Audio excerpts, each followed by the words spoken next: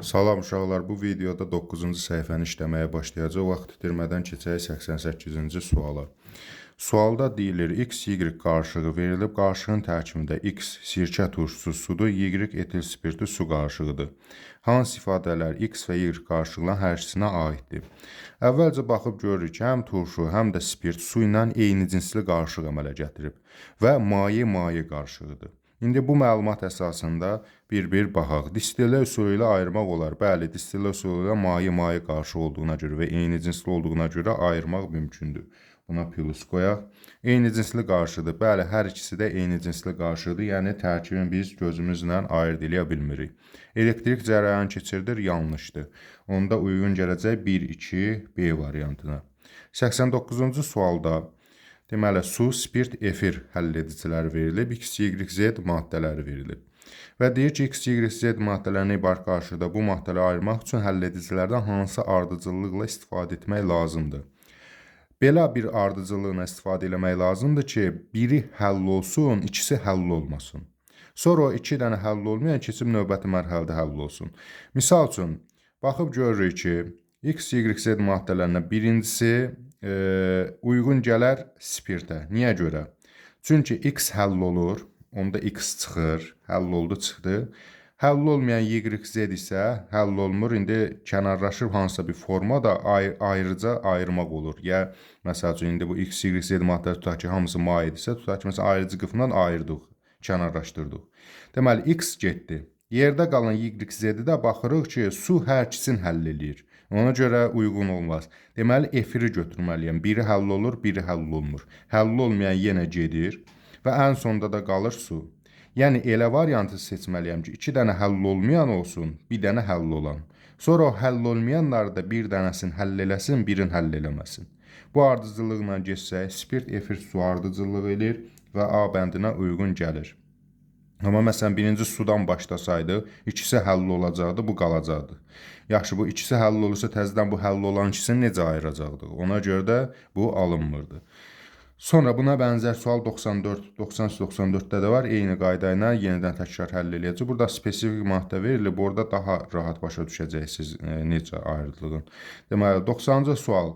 Qarşıla x, y və y, z qarşılıqda homogen heterogen və deyir ki, bu maddələri müəyyən edin. Deməli, x, y homogen olmalıdır. Spirt su homogendir, şəkər su homogendir, neft su heterogendir. Bu deməli C variantı deyil. Neft etil spirti də deyil. Yəni A, B, E qalırdı. Etil spirti su. Baxır gör, y, z də heterogendir. Su, şəkər homogendir, eyni cinslidir. Deməli A da getdi. Su, etil spirti də getdi. Qaldı bir dənə su, neft. Yəni doğru cavab E variantına uyğun gəlir. Etil spirti su homogendir. Su ilə neft isə heterogendir. 91-ci sualda oksigen, fosfor və kükürt elementləri üçün ümumi olan ifadələri müəyyən edin. Çox atomlu bəsli maddələr əmələ gətirir. Bəli, məsələn, oksigen O2, O3 formulalı, fosfor P4, kükürt də S8. Yəni çox atomlu bəsli maddələr əmələ gətirə bilirlər. Bu doğrudur. Sonra baxıb görürük, allotropik şəkil dəyişmələri mövcuddur. Bəli, oksigende oksigen, ozon, fosforda ağ, qırmızı, qara, kükürtdə plastik, kristallik. Ona görə bu da doğrudur. Aqreqat halları eynidir, yanlış. Oksigende, ozonda deməli burada olacaq qaz halında, bunlarda isə bərk halda. Ona görə də 3-cü uyğun gəlməz. 1-2 E variantına uyğun gələcək. 92-ci sualda hidrogen, fosfor və kükürt elementləri üçün ümumi olan ifadələri müəyyən edin. Çox atomlu bəsli maddə, bəli, H2, P4, S8. Çox atomlu bəsli maddə doğrudur. Allotropik şəkil dəyişmələr mövcuddur. Fosfor kükürtdə var, amma hidrogende yoxdur. Bunlarda deyir, ümumi xüsusiyyət olsun.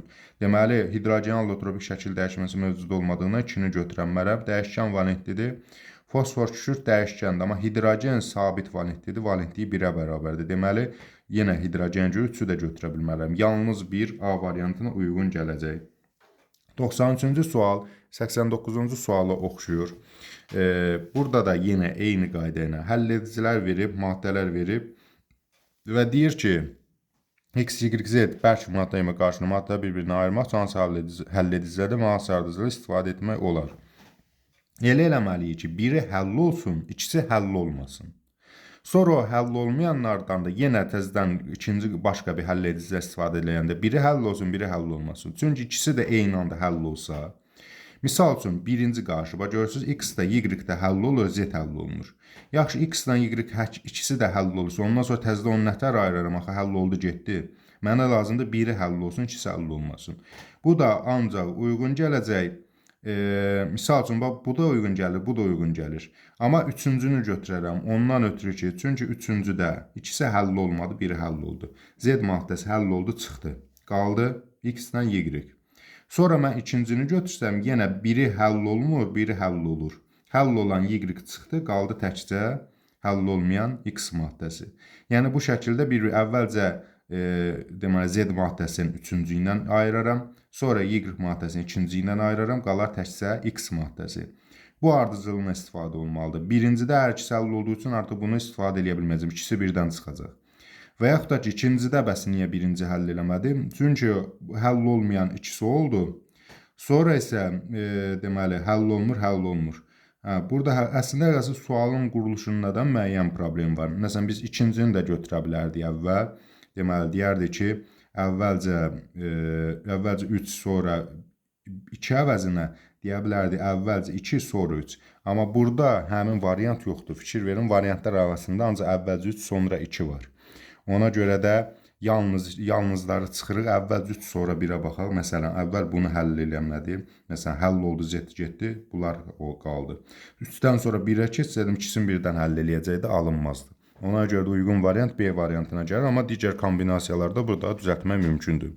94-cü sualda bənzər sualdır. Yenə təkrar bu şəkildə əldə eləyək. Deməli, ikisi görürük ki, burada ikincidə 2 dənə həll olan var. Üçüncüdə də 2 dənə həll olan var. Deməli, bizə birinci nə lazımdır? 2 dənə həll olmayan. Yəni, birinci, əvvəl 1. Z maddəsi həll olub getdi, qaldı x-dən y. Sonra mən ikincini götürsəydim, ikisi birdən həll olur. İkincini götürəməzdim. Ona görə üçüncünü götürəm. Həll olmur, həll olur. Üçüncü, sonra 3, ən sonda da 2 olacaq. Elə 2-ni istifadə eləməmişdi. 1, 3 və bu şəkildə yazsa kifayət. Üzüncə bilirik ki, 2 sona qaldı. Deməli, bu da uyğun gəlir. Əvvəlcə 1, sonra 3 A bəndinə uyğun gələcək. Hansı halda kimyəvi hadisə baş verər? 95-ci sualda deyir. Bilirik ki, kimyəvi hadisə o hadisələrdir ki, hadisə zamanı tərkib dəyişməsin. Daha doğrusu tərkib dəyişsin. Amma fiziki hadisədə tərkib dəyişmir. Yəni formula eyni qalır. Misal üçün biz baxsaq görək ki, bu silisium dioksid, yəni qum. Qumu suya tökəndə qumla su arasında reaksiya getmir. Ona görə də hər ikisinin tərkibi, yəni formulası eyni qalır. Bu fiziki hadisədir. Buraya yazaq fiziki. Və yaxud da ki, burada yodu sublimasiyasını göstərib. Qızdırır yodu, aqreqat halı dəyişir. Bilir ki, aqreqat halı dəyişikliklər hamısı fiziki hadisələrdir. Bu zaman yod buxarlanır, yəni sublimasiya eləyir daha doğrusu. Sublimasiya eləyir, qaz şəklində ayrılır. Bu da fiziki hadisədir. Tərkib dəyişmir. İstər qazın, istər də ki, o bərk halda olan yodun formulası eynidir. Amma burada qızdıranda kalium permanganat bu mürəkkəb maddədir. Burada nə bu buxarlanmaz, nə də ki, sublimasiya eləməz. Bu zaman o istiliyin təsirindən parçalanar. Kalium permanganat maddəsi parçalanacaq. Bunun reaksiyasını qeyri-üzvü kimyada keçəcək. Parçalandığı zaman deməli nə olacaq? Formula dəyişəcək, fərqli maddələr alınacaq. Deməli bu kimyəvi hadisədir. Daha sonra natrium oksidi də suya atanda, suya töküləndə bu zaman su ilə həmin o maddə arasında reaksiya gedir və digər formulalı maddələr alınır. Misal üçün natrium hidroksid, natrium OH alınır. Deməli tərkib dəyişir, formula dəyişir. Onda 1-3 kimyəvi hadisədir. Bu açıq sual olduğu üçün 1-3 də qeyd edirik.